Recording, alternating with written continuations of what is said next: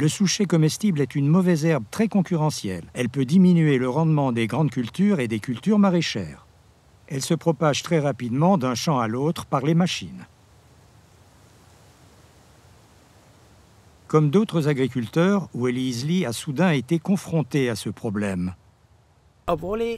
Bien que j'ai utilisé diverses méthodes de lutte contre les mauvaises herbes, celle-ci s'est répandue partout. J'ai d'abord pensé que c'était du millet, mais il doit s'agir de quelque chose d'autre. Effectivement, on peut à première vue confondre le souchet et le millet. Les deux germent à peu près en même temps, vers la mi-avril. Donc, c'est du souchet. Mais comment je peux le reconnaître?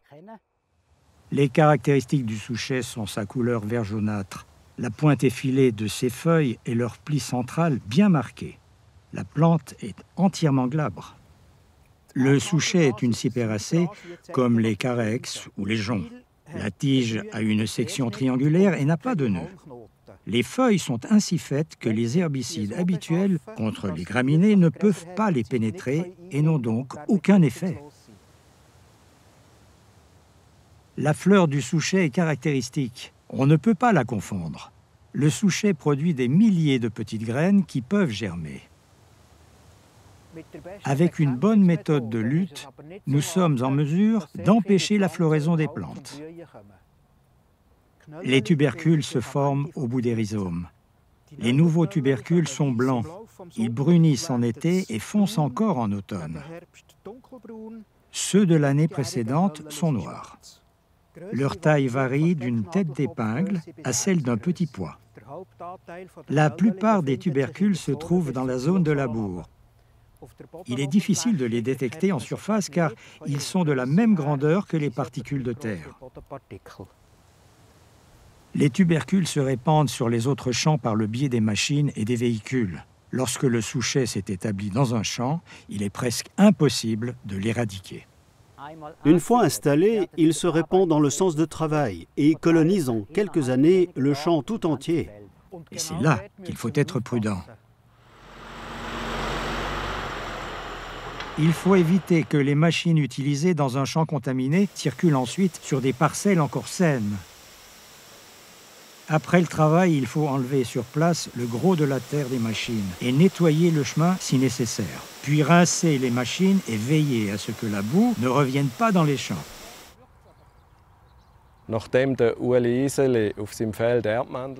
Après avoir trouvé du souchet dans son champ, Ueli Isli m'a contacté au service phytosanitaire cantonal. Comme le service est en contact étroit avec les chercheurs d'Agroscope, nous pouvons baser nos conseils sur les résultats les plus récents. Ueli, voici le dépliant d'Agroscope avec les recommandations de lutte les plus récentes. Merci beaucoup. Alors dans ce cas, qu'est-ce qu'il faut faire ? À la mi-mai, je contrôle mes champs. Si je ne trouve que quelques plants de souchet, je les arrache le mieux possible avec la racine et les tubercules et je les élimine avec les déchets. L'application d'un herbicide n'apporte rien dans ce cas.